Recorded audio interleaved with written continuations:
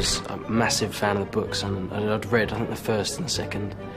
And, yeah, and then Newsround were advertising kids to send in, like, application forms and that. And my mum videoed me doing this. I made this, like, rap song of how much I wanted to be in the film. And are you a talking gargoyle? Do you normally talk to ones that can't speak? I don't normally talk to gargoyles. Or should imagine many gargoyles are grateful for that. Ginny's obviously the youngest and the only girl, so that's quite a lot of pressure. But I think it's quite fun at the same time, because I can kind of, as a character, she can kind of get away with things. Well done, Ginny. Blowing things up comes naturally when you've grown up with Fred and George. Because I'm not doing school now, we've got more time to play on the game, so it's good. We do quite like the action adventure, like the Harry Potter game.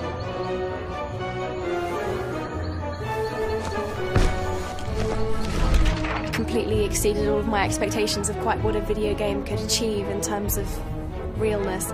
I think a lot of people can relate to the characters, because there's Hermione, who's the really brainy one who always kind of thinks one step ahead, and Harry's obviously the brave but quite quiet at the same time. But then Ron's kind of the jokingly one. Kids can sort of relate to the whole school side of it, because I mean they have lessons, they have exams and stuff, so they can sort of relate to that side. But they've also got the whole sort of magic thing with giants and all these sort of amazing sort of creatures. A lot of films, especially and in games, it's always the adult who comes to, and they're always the big hero. Whereas in Harry Potter, it sort of shows, especially in this one, in the Order of the Phoenix, how the adults have got it wrong. Like Umbridge isn't making sense all the time, and Harry and everyone know that. Accio Brew!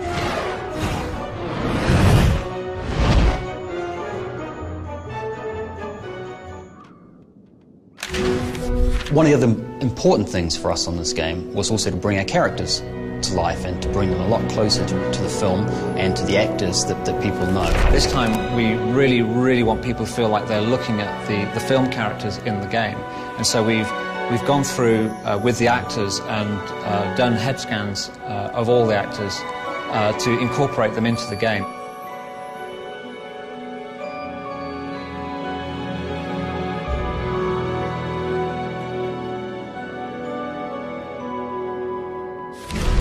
What they do with the computers and kind of how they make our faces, just as if they were us.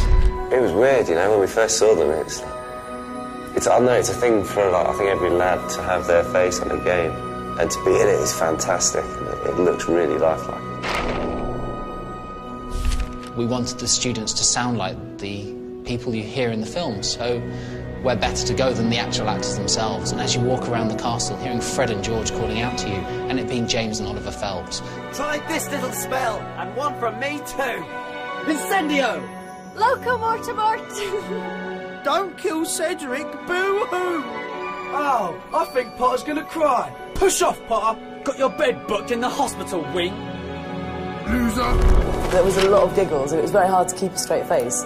Protego Maxima! Protego Maxima! You've got to say it 3 times, and one of those 3 will do it. Also, so when you play the game, every time you hear me saying a spell or doing something, it's slightly different. It's not always the same. Well, there are never enough of us, but the ones we've got are really good. You've met Kingsley Shacklebolt. He's great. And don't worry, we're not all as Mad Eye. Working with the cast from the film was absolutely a great opportunity for me. I thought it was great fun. I particularly like working with Rupert Grint, because he's probably my favourite character in the film, Ron, because he's just got great script and he delivers his lines so well. You should write a book, translating mad things girls do so boys can understand them. It's quite scary because it's so real. It is amazing, and you can sort of see how they sort of progress from the first one. It was just some random ginger person, and this time it's like proper weird. It's really good though. You Slytherins think you're so good. Let's hope this makes Umbridge's name mud at the Ministry. Because a while ago I saw they had the face of me, but they've kind of developed it more. They didn't have the hair and everything, and it was kind of weird because it does look kind of weirdly like you. And I was looking at everyone else's, and it's just weird how it's like them, but it isn't them. So we're just trying to make people feel that the characters that they're moving around the game are actually the characters that they see when they watch the film. This is like being in one of Bin's History of Magic lessons. Accio! Honestly, Harry, you should take more care of books. You'd better get upstairs. You know what Hermione's like if you're late. You think you're special just because you're answering the ministry. That's like your father. Jumping feet first into trouble.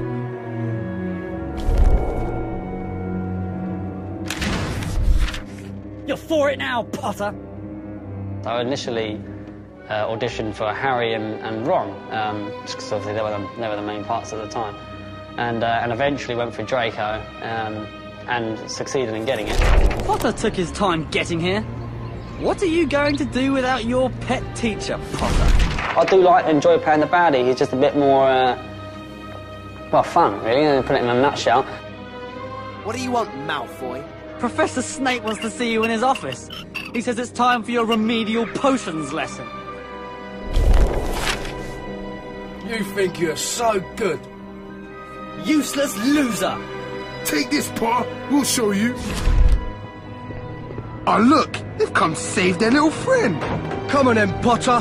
What are you going to do? Dan, in a sense, is obviously he's not Harry Potter, but in a sense he's something like him, and Rupert's something like Ron, and Emma's something like Hermione. It's nice for me to be the complete opposite of what I hope to be. I like to think I portray myself as a rather gentle young lad.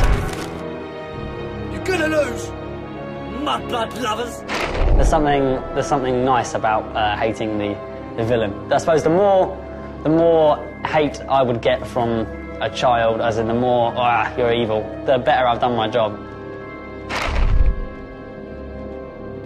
I'd read the first 4 books before I went for my first audition for the film. I've been a fan before I got the part. Still am now. I was just content with going for the audition and just say, yeah, I went for an audition for that. Locomotor Mortis! Accio! Protego Maxima! Neville's most important quality is his courage. Don't you call me an idiot! And we definitely see it in Order of the Phoenix, the way he doesn't care what danger he's going into. Even though he's the most terrified he's ever been, he'll still do it because he knows it's the right thing to do. Did you know Ginny Weasley and Michael Corner were going out? I don't think it will last, though. Do you? Being Harry's love interest was a lot of fun. Don't go, Harry! I want to talk to you. There probably are a lot of envious girls out there because, you know, Daniel is a very good-looking guy.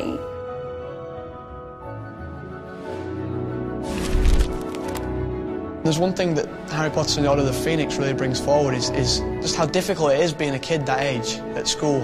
All the problems, as well as not just like the big bad guys that are trying to come and kill you, but all just school life. They are just, at the end of the day, ordinary kids. They play, they fight. Children being the main characters and the heroes just makes it a lot more fun as well at the same time. People can think, yeah, I'm there with them. I'm only young, but I can do all this stuff.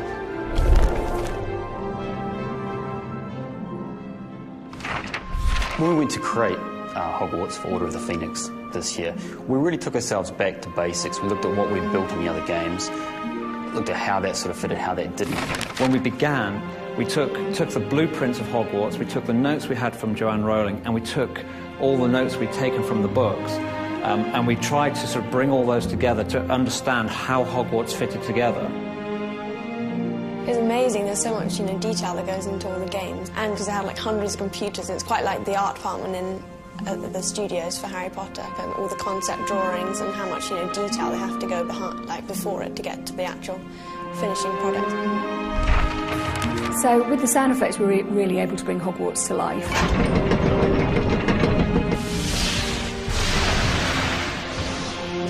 We've put in fun bits and pieces, so as you're walking down the grand staircase, we'll hear the portrait speaking to you. You must venture out into the castle and find it, Mr. Potter.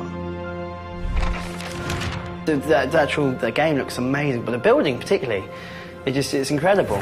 The likeness of everything is so accurate to what it is actually like for me on the set.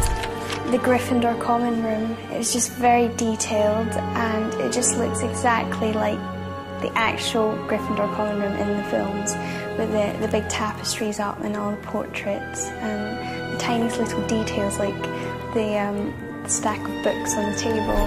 It was really funny watching it because I sort of recognised bits. I was like, oh, I wrote that. You know, there's kind of Dumbledore's army and it's got my personal handwriting on it, and the sets are exactly what the sets are like in the film, and Hogwarts is exactly represented in the films, which you've never really had a sense of before. But we had the challenge that we wanted a person to be able to walk from one end of it, from the boathouse, for instance, all the way through to the owlery without the game ever stopping. And it's a great way to see it, to walk all the way through those corridors, up the stairs, through the classrooms. It's a fantastic way to see the world of Harry Potter realised.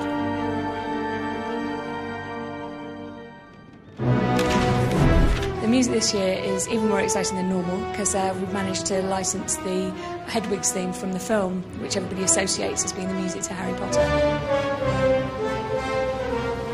The other really cool thing is the fact that we record the music with a real orchestra.